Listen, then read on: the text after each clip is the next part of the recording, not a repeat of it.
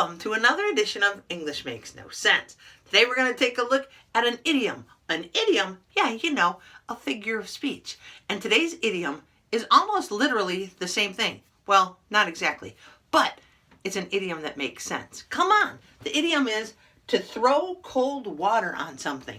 Eek, I don't like cold water. Me either, unless it's a really hot day. But when you throw cold water on something. Say that 2 times fast. Throw cold water, throw cold water. It's a tongue twister. To throw cold water on something means to discourage someone's plans or excitement. Huh? Yeah. Think about it. When you're all fired up, think of a fire. Fires are hot. And then someone comes along and tells you all the reasons it can't work. They've just thrown cold water on your plans. Why does English have so very few idioms that actually make sense, like this one? I don't know. But now you can read and understand this sentence with to throw cold water on something. Are you ready?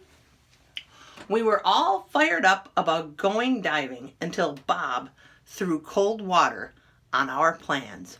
What? Come on, English. Want to do it one more time? Here we go. We were all fired up about going diving until Bob threw cold water on our plan. Practice it. Peace, friends.